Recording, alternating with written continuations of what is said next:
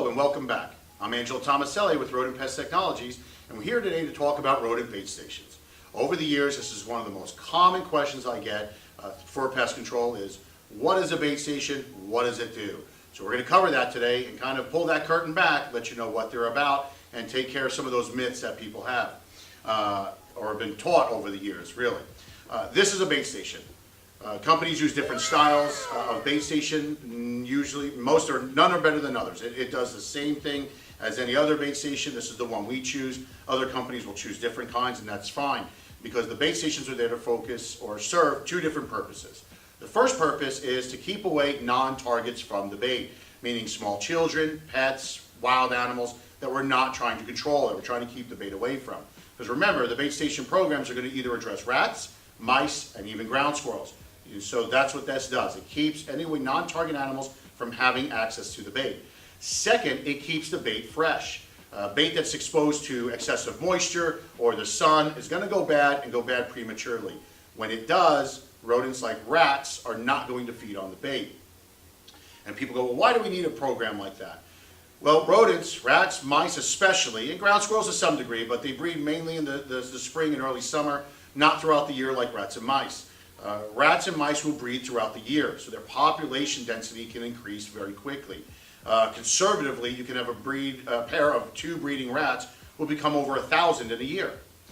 So you need to continually suppress that population because it will quickly get out of control, especially if the conditions are conducive. We're seeing a lot of that in LA right now, that we have a typhus outbreak because of the sanitation issue. Rat populations are increasing and people are being exposed to different diseases. One of the reasons to get and keep the rat population under control, because if it gets out of hand, that exposure is going to be increased, as well as increased to other pests like fleas. So again, having a bait station program in your community will allow you to keep that rodent population suppressed, but also keep your community protected. They won't have access to the bait because they'll be inside of bait stations. If you are a homeowner and you go out and purchase your own bait, or you go online, never just throw the bait out and expose it. We've seen that a million times. It exposes pets. We've seen neighbors' pets get exposed because rats are carrying bait blocks into other yards. Don't do that. Make sure it's covered. They can access it. They will find it. So this is the style of bait station we use. Again, it's a tamper-resistant bait station. It's meant to keep small children and non-target animals out and away from the bait. As an adult, I could get inside this bait station if I wanted to.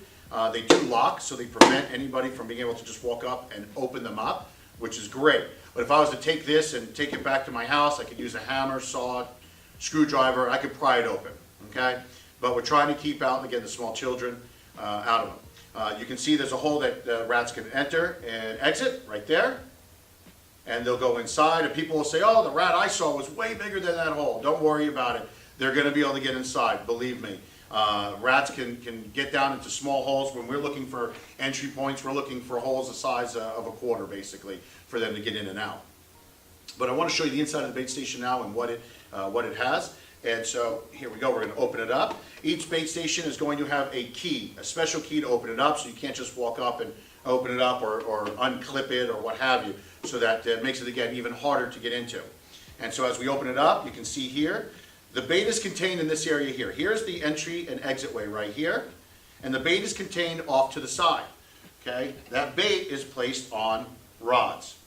These rods go into a little holder, and it's a raised area here because we want to keep the water out, because we don't want the bait to get exposed, to go bad prematurely, which means it wouldn't taste very good, which means the rats are not going to eat it. And the bait's going to come in different formulations. There's a block here, and they're all in blocks basically, but different sizes and shapes, as you can see.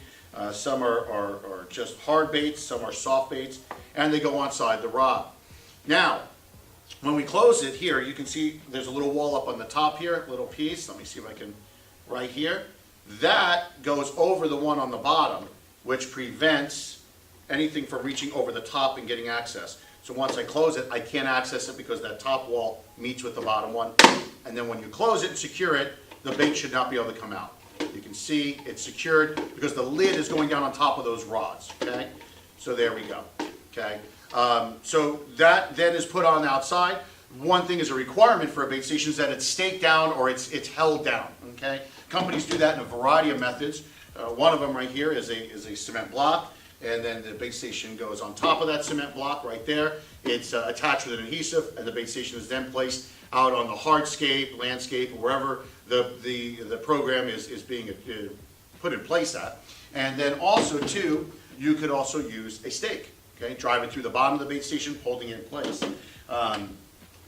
We also use these for other reasons, is that if you have rodent activity inside. If you have rats or mice inside your home, do not bait. There's no magic bait that makes them go outside for water. There's no magic bait that makes the rat die and not smell. They are going to smell, and they're going to smell bad, especially during the summer. So in that case, and it's not a common occurrence, but it happens where rats get inside the actual home. Most of the time it's in the attic. You can trap them out that way. But we'd always suggest trapping when rodents are inside of your home. But now say they're inside the actual home, not the attic space. You don't want to put a trap out like this here. There we go. All right. So you put inside the trap. They're making the traps now so they can be contained in the bait stations. So we also use these to put inside the home to make sure that if you have rats inside your home and we're trapping, you're not stumbling around in the morning before your cup of coffee, and then boom, you step on that thing. That's not a good way to wake up, not one I prefer. So we put them inside the bait stations, make sure we keep them away again from children, pets, or groggy parents. So there we go. And then you can shut the lid here. Again, you lock it down, and that way it keeps it safe. And then when you catch something, obviously we can tell by looking inside, we'll be able to see it. And so that's that right there. So again, with the bait station program is that if you're going to have one in place, it should be monitored frequently. You cannot, rodents like rats, mice, are not something you can go in, do a one-time treatment, and then not do a treatment again. It's kind of one of those pests where we have to stay on top of it because they're always breeding, they're always getting, they're increasing in population.